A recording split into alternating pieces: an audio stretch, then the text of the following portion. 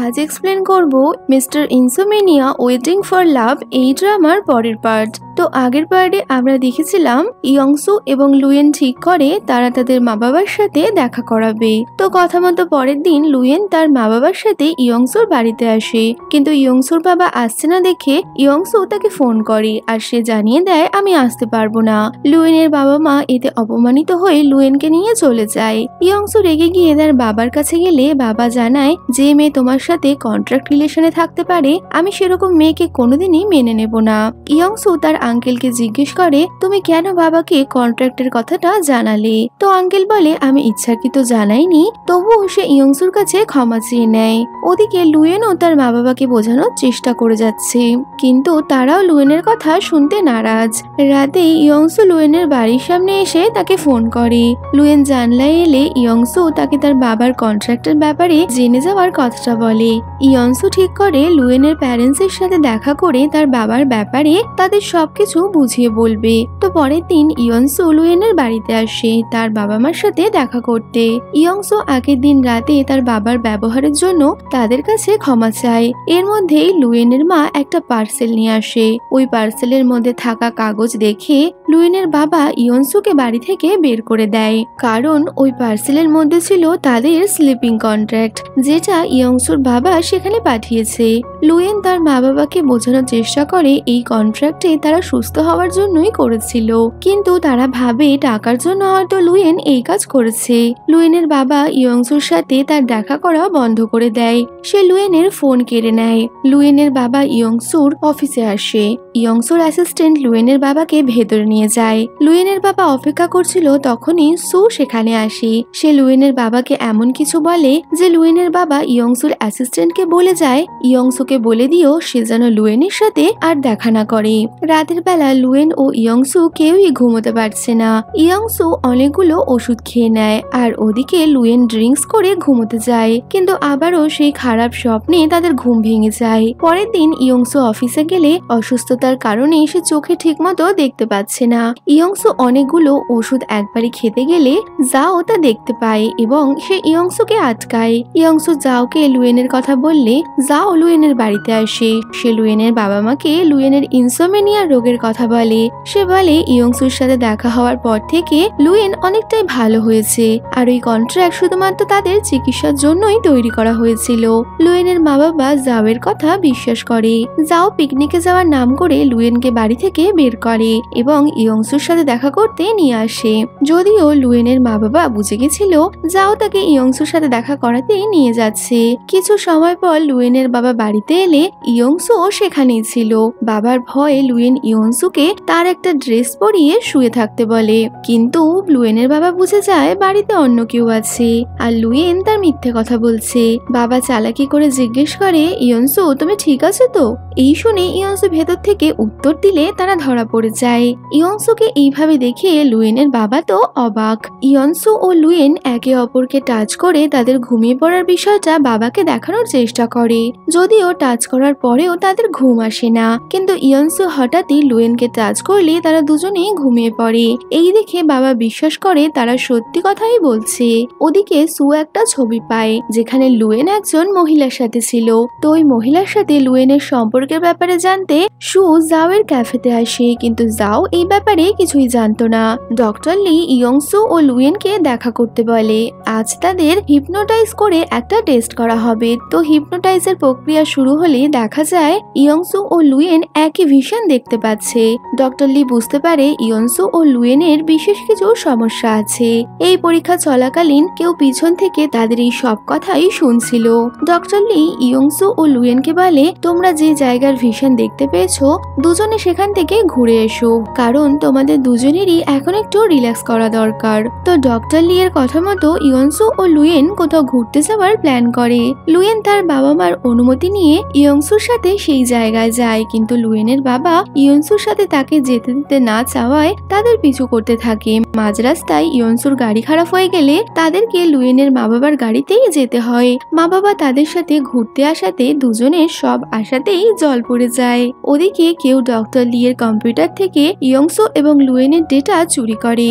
ইয়ংসু ও লুয়েনের মা বাবা সবাই একটা হোটেলে পৌঁছায়, কিন্তু হোটেলে মা বাবার জন্য রুম পাওয়া যায় না।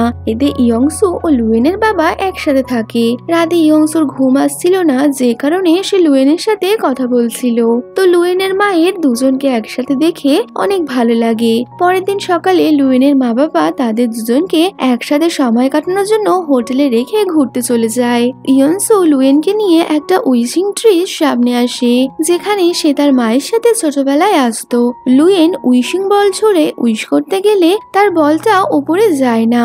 এতে ইয়ংসু লুয়েনকে বলে, চিন্তা করো না, তোমার উইশ এমনি পূরণ হয়ে যাবে, কারণ আমি তোমাকে ছেড়ে কোথাও যাচ্ছি না, আর আমি জানি তুমি আমার সাথে থাকার জন্য উইশ করছিলে। ইয়ংসু লুয়েনকে সারপ্রাইজ দেওয়ার জন্য একটা জায়গায় নিয়ে যায়, যেখানে সে আগে থেকেই অনেক সুন্দর করে সাজিয়ে রেখেছিল। ইয়ংসু লুয়েনকে বিয়ের জন্য প্রপোজ করে। সে বলে, লুয়েন, আমি আমার প্রতিটা দিন তোমার সাথেই চাই, তুমি কি থাকবে আমার সাথে? লুয়েন বলে, হ্যাঁ, আমিও শুধু তোমাকেই চাই। ইয়ংসু লুয়েনকে আংটি পরাতে যাবে, এর মধ্যেই তাদের দুজনের ঘুম চলে আসলে ইয়ংসুর হাত থেকে আংটিটা মাটিতে পড়ে যায়। ওদিকে ইয়ংসু ও লুয়েনকে খোঁজাখুঁজি শুরু হয়ে গেছে, কারণ একদিনেরও বেশি সময় হয়ে গেছে তাদের দুজনকে খুঁজে পাওয়া যাচ্ছে না। অবশেষে ইয়ংসুর বডিগার্ড তাদের খোঁজ পায়। তাদের এই অবস্থার কথা জানতে পেরে ডক্টর লি তাদেরকে চেম্বারে আসতে বলে। লুয়েনের ঘুমানোর এই সমস্যার কথা জানতে পেরে তার বাবাও চিন্তায় পড়ে যায়।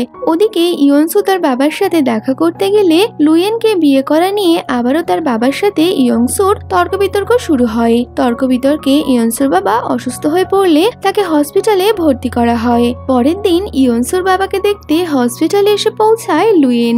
এবার লুয়েনকে দেখে ইয়ংসুর বাবা অনেকটাই রেগে গেলে লুয়েন কিন্তু ভয় না পেয়ে তার খেয়াল রাখে, আর ইয়ংসুর বাবা না চাইতেও লুয়েনের কথা শুনে। ওদিকে অফিসে ইয়ংসু জানতে পারে লুয়েন হসপিটালে তার বাবার সাথে দেখা করতে গেছে।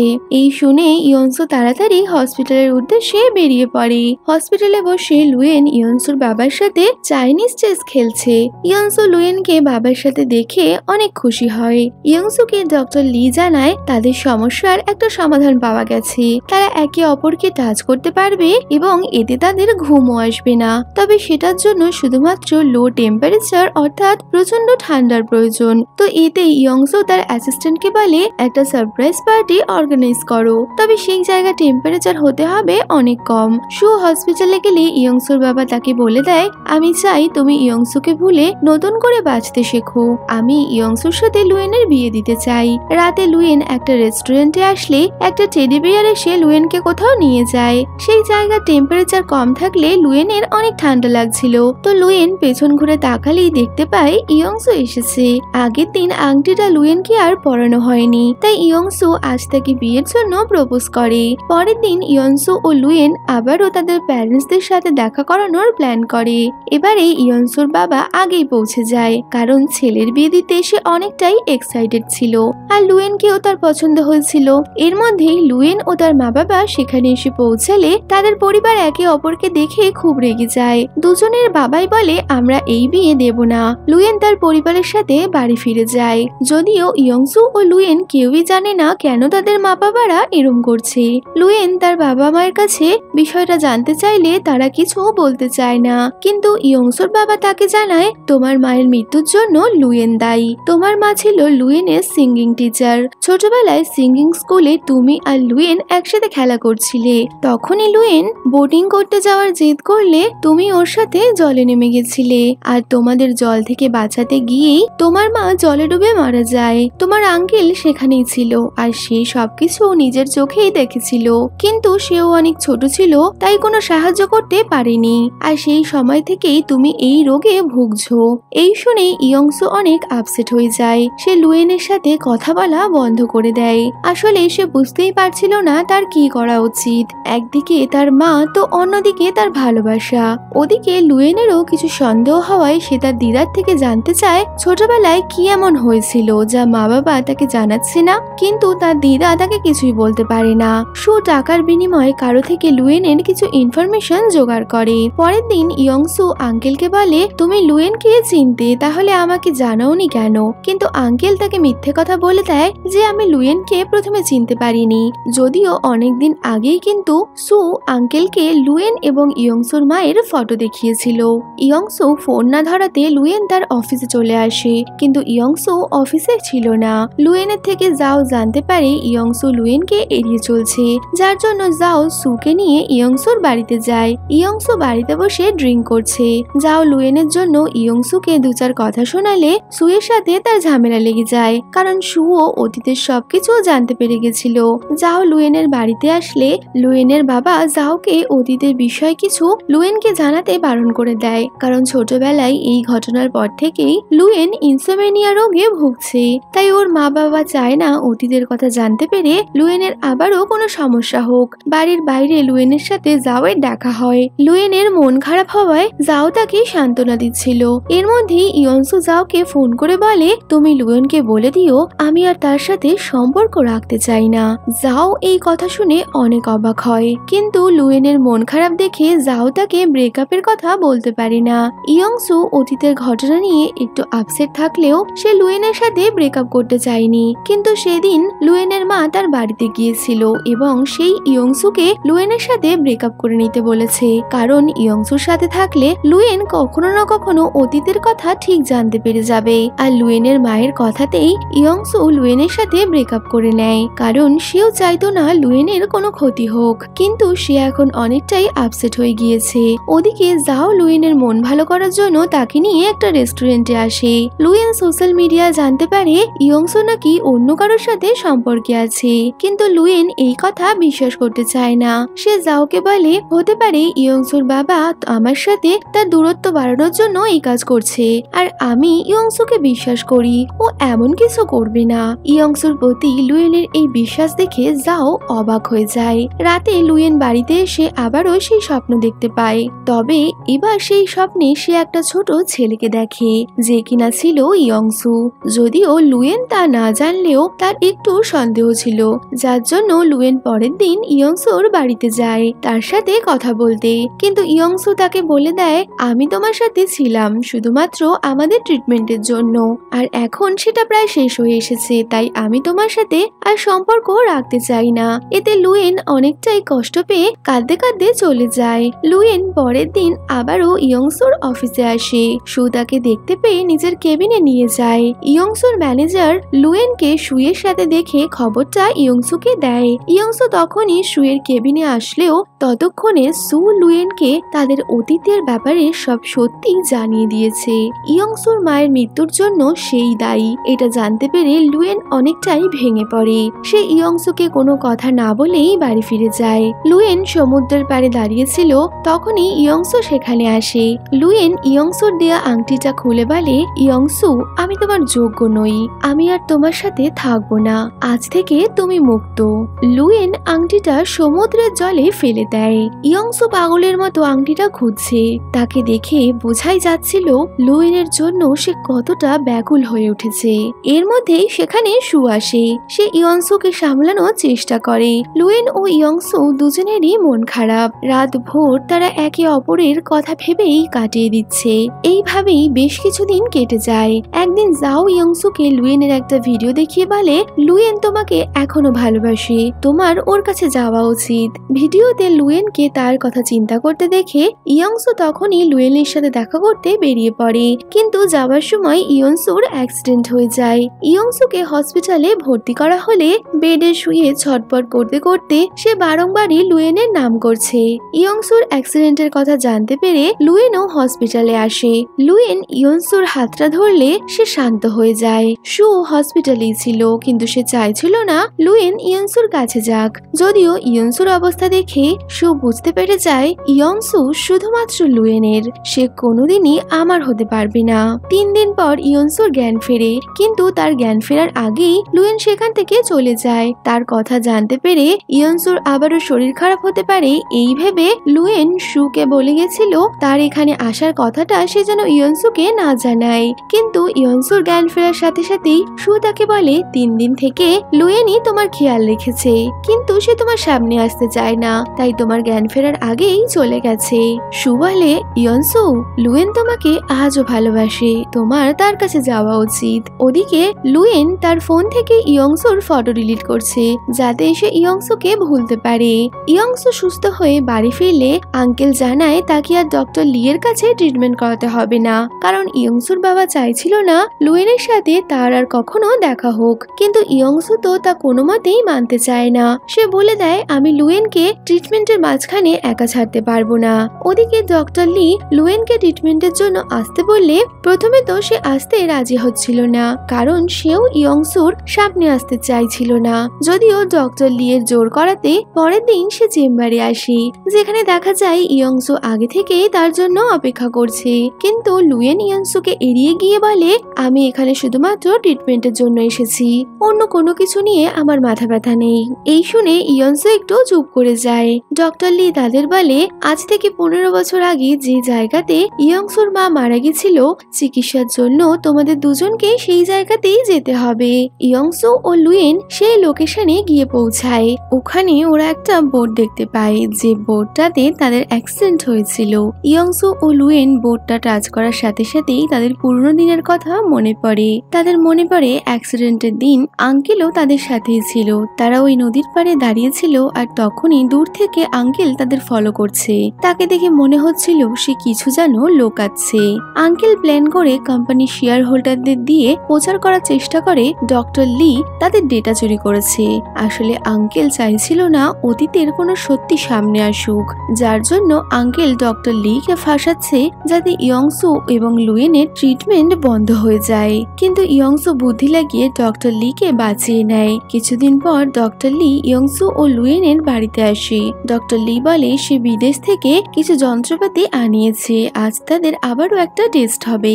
এরপর তাদের টেস্ট শুরু হলে দুজনেরই সেদিনের হওয়া ঘটনার কথা মনে পড়ে যায়। সেই দিন লুয়েন ইয়ংসুকে বোটিং করার জন্য জোর করেনি, বরং আঙ্কেলই বোটিং করতে চেয়েছিল।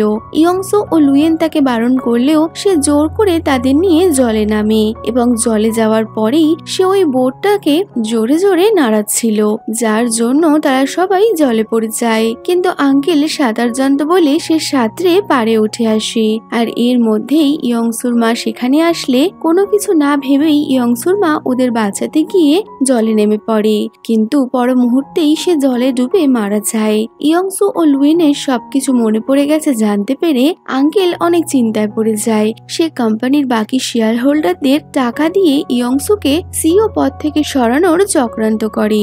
কিন্তু জাও এবং সুয়ের বাবাও ওই কোম্পানির শেয়ার হোল্ডার হওয়ায় তারা নিজেদের ক্ষমতা প্রয়োগ করে ইয়ংসুকে সরাতে দেয় না, বরং আঙ্কেলকে এই কোম্পানি থেকে বের করে দেওয়ার ব্যবস্থা করে। আঙ্কেল নিজের জিনিসপত্র গোছাচ্ছিল, তখনই ইয়ংসু তার কেবিনে আসে।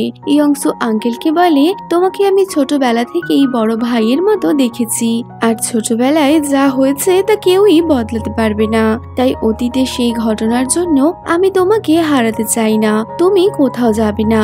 ইয়ংসু আঙ্কেলকে জড়িয়ে ধরে। ইয়ংসু তাকে ক্ষমা করে দিয়েছে এটা দেখে আঙ্কেল অনেক খুশি হয়। আঙ্কেল এরপর ইয়ংসুর বাবার কাছে যায় এবং তার কাছেও ক্ষমা চায়। ইয়ংসুর বাবাও তাকে ক্ষমা করে দিয়েছিল, কারণ সে ছিল তার ছেলের মতো। এরপর ইয়ংসু লুয়েনকে বিয়ে করার জন্য বললে লুয়েন তাকে বিয়ে করতে রাজি হয় না।